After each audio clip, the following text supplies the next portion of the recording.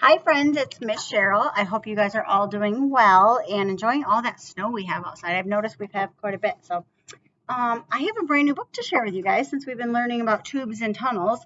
I have one and the title is actually Tubes and Tunnels Through and Through.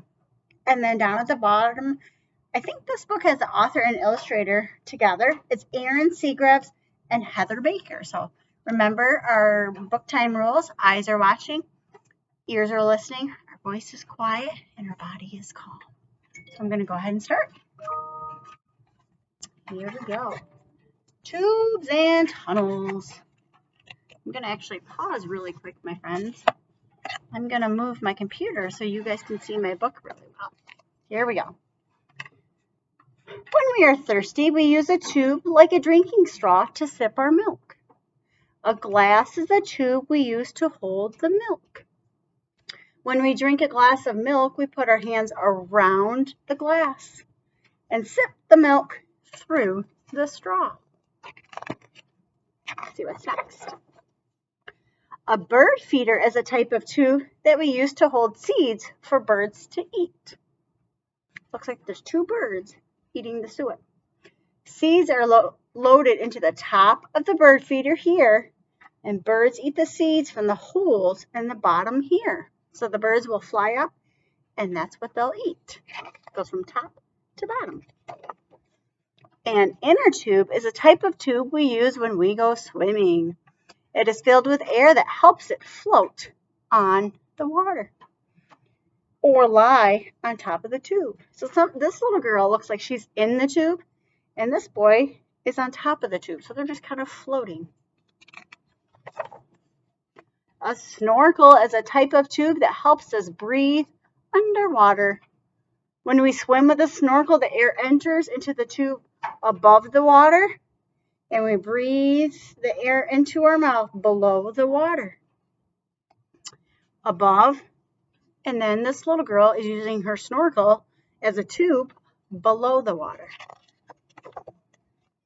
A play tunnel is a soft fabric tunnel that we can crawl through. When we crawl through the play tunnel together, we need to crawl in the same direction, otherwise there will be a traffic jam.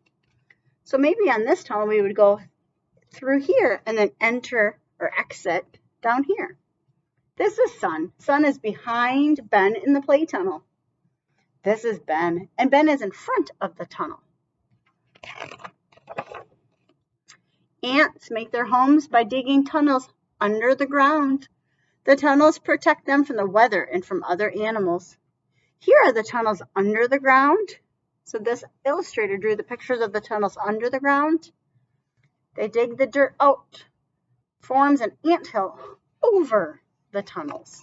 That's a pretty cool picture of all those ants. Next page.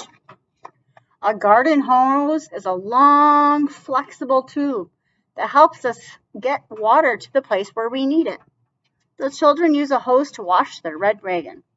The child standing far away, she turns on the spigot or the water, and then all the water will travel through the hose, and the child who is near fills the bucket with soapy water. So they're using a garden hose as a tube for their water.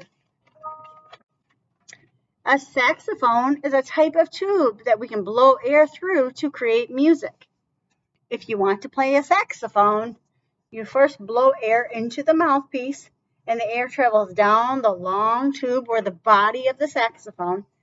Then music rises up into the air from the saxophone's bell or opening. This is our last page already. And then this one's actually asking a question. Can you think of any tubes and tunnels that you use? Looks like this little boy is sitting in a tube or a tunnel, maybe outside. Sometimes if you guys, once it starts getting warmer and all that fun stuff, and you guys start maybe going to the park, maybe you guys will see a tunnel that you guys can crawl through. So, and then in the kitchen, maybe some paper towel holders or tubes, and then in the bathroom, the water will actually flow through the tubes. So I hope you guys enjoyed our book about tubes and tunnels. And parents, let us know if you had any questions, and we'll see you soon. Bye.